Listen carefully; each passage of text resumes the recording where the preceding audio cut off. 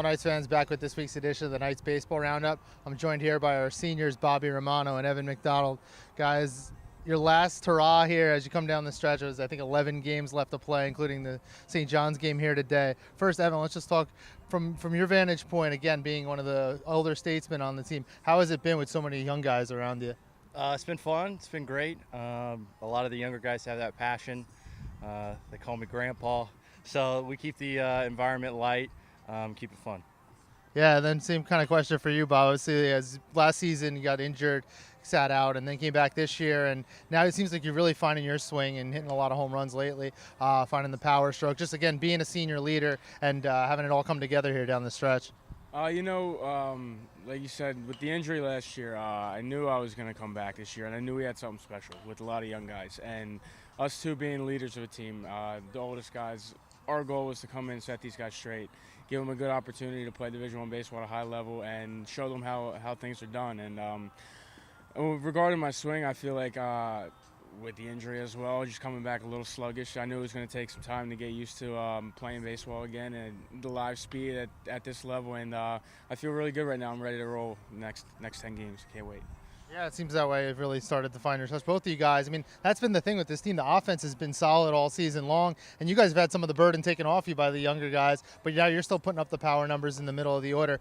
Obviously, not the start you wanted to the season, but lately I think you've won now 7 of your last 13, I think 4 to 6 in conference, and you're right in the hunt. As you look down the stretch here, what are some of the keys to continuing this and trying to make an NEC run? I think the biggest thing is just maintaining that loose environment, that fun atmosphere, just picking each other up. I think we've done an excellent job of balancing out the load of a long season, and I think as a team we've done a pretty good job of that as of late. Yeah, same kind of question, Bob. As you look down here, you got 10 games left down the stretch in your career. How important is it to you for to make this NEC berth, and how are you implying that on the other team?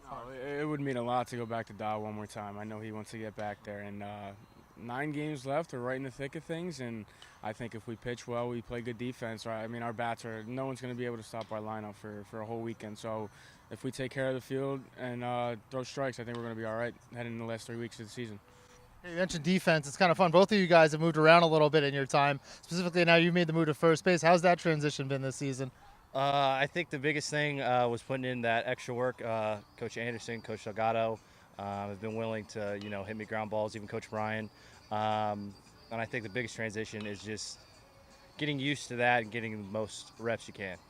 Yeah, and same question. Of all the positions you've played, you've been at short, second, and third. You've obviously done a great job at third this season. I've seen you make some tremendous plays here. What's your favorite position to play? Which one have you enjoyed the most? I like playing third base just because it's you got to react.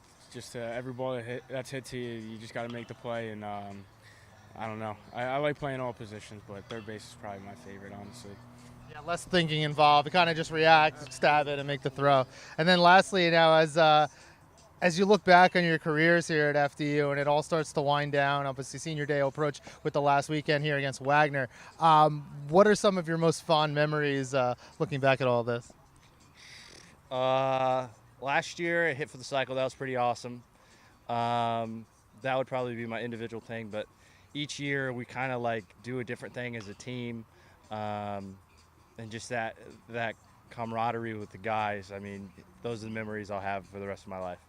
And same question, Bob. Just being around the guys 24/7, having an opportunity to play baseball at the highest level, and I couldn't ask for anything better, honestly. Well, thanks for the time today. Good luck today. Good luck this weekend at Sacred Heart. Appreciate it. Appreciate that. So you heard from the senior offensive players. Now you'll hear from Dillon Forsythe here. Dill, as you look at your season winding down here, 10 games left in your collegiate baseball career, the team has really seemed to kind of turn the corner and finds themselves right on the outskirts of the playoff hunt. What have you seen from being inside the locker room and on the field with these guys? I've just seen a lot of excitement now. We started off well, and then we kind of went into a little slow stretch. And then once conference started, again, same thing. But now it seems like we put the pieces together. So we're really excited to make this push, and we're looking forward to this weekend at Sacred Heart. Yeah, I mean, it's a long season, obviously, and that's the thing. You have a young team around you. As being one of the seniors on this team, one of the elder statesmen, what have you told the younger guys about trying to move on and not harping too much on some of the early season losses? Just take it day by day. baseball is, as everybody says, a game of failure. But you always get a chance the next day due to playing teams multiple times. So yeah, just take it day to day and don't sulk and don't get down on a bad performance one day, because you get a chance to redeem yourselves the next outing or next game. Yeah, I mean, I've been around now. This is the end of my third year here. It seems like this is a really tight group of guys. You guys seem to really love playing with each other, and it's just a tight group. Is that really the case? Yeah, and especially when you bring in 20 new guys that don't really know each other, it takes a little bit. But this team, since I've been here, has been the best team to gel and be a close-knit group. Yeah, totally. And then from your vantage point, obviously, your appearances seem to kind of come randomly throughout the season. How do you stay prepared and make sure you're ready so when Coach McKay calls your number, you come out in the game? And sometimes it's a tough situation, guys on base and so forth. Kind of just when my number's called, just be ready, keep doing my work, get in my extra work. I'm always ready to throw. So like I said, just always stay ready, and just if he calls on me, then it's my time to go do my thing. Great. Well, thanks for your time today. Good luck the rest of the way. Thank you. So now I'll be joined by head coach Justin McKay. So I'm now joined by head coach Justin McKay. Coach, I just heard from your seniors, and I was talking to these guys, and this is the end of my third year here, so I haven't seen a lot of FDU baseball, but you've been around here a long time.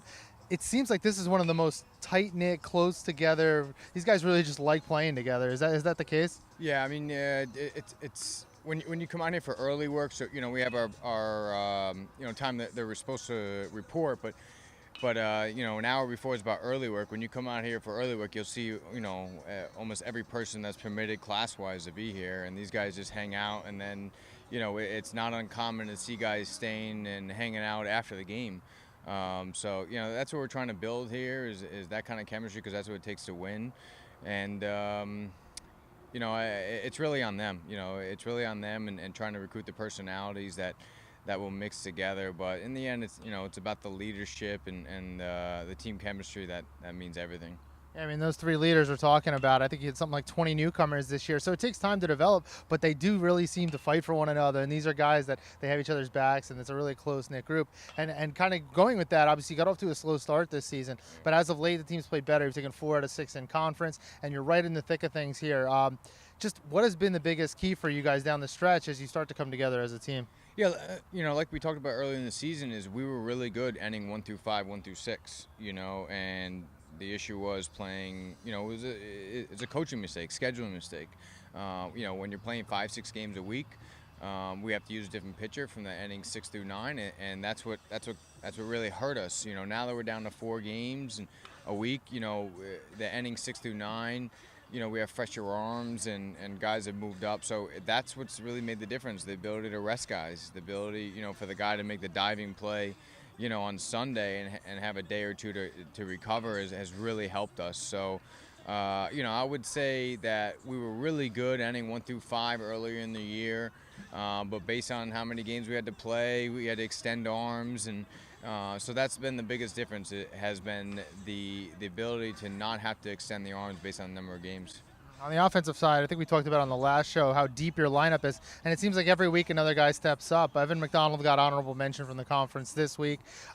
Just the length of the lineup and everything. And then on the pitching side of things, we talked again last week, but you're really starting to see these guys trending in the right direction, particularly Aaron Cohn, another outstanding performance against St. Peter's. He's really shut down, I think over his last 14 innings, he's only given up 1 run. I mean, he's been outstanding. And how important is that going to be here as you get Sacred Heart this weekend and you look further down the stretch and try to steal one of those NEC spots? Yeah, I mean, well, what a great story for Aaron Cohn is, we were struggling on the mound. I mean, each time we were starting a guy, it just wasn't working out, and Aaron came to me one-on-one and said, "Coach, I want the ball. I want to start. I want the ball. I know I can do what needs to be done to help us." And I said, "Okay, let's go. Let's give you a shot." And we haven't looked back since. So, that's a little story about how he ended up there.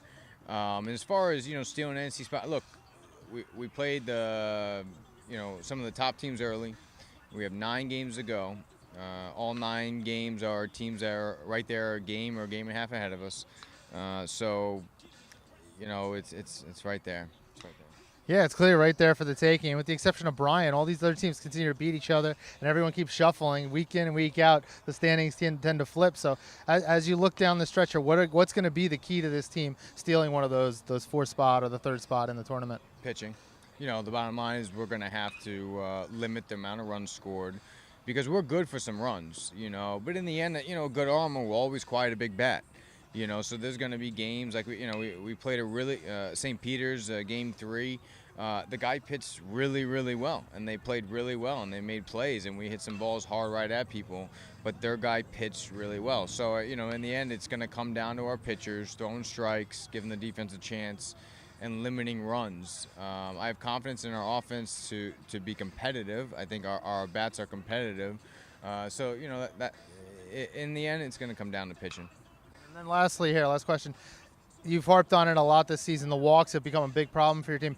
What has been the big change, I guess, in the bullpen sessions here as you work with Coach Eric Anderson and Will Delgado and Brian Radzewski being the pitching coach, to try to get these guys to just put the ball over the plate a little bit more? Yeah, the biggest thing has been the zero tolerance, during games. I mean, if you walk 2 in a row, I'm going to take you out. That's it. I mean, because we have a good defense. The defense doesn't need to be in the field for 30 minutes an inning. The bottom line is you walk 2 in a row, you're going to be out. We're going to go on to the next guy.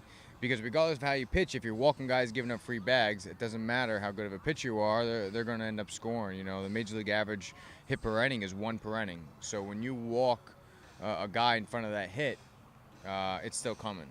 So as far as the change, it's been zero tolerance. And Coach Radzewski's has not stopped working. He won't stop working. He's there at 5 a.m. and he's the last guy to leave, and he won't stop working until the pitching's right. All right, well, thanks for your time today, and good luck this week. Thanks. So Coach McKay and his Knights will take on St. John's here at 3 o'clock today at the Namoli Family Baseball Complex. Then they will travel out to Fairfield, Connecticut and face Sacred Heart for a big 3-game series this weekend, as are Friday, Saturday, and Sunday. So I'll make sure you check back and find all links to live coverage for those games at fdunites.com.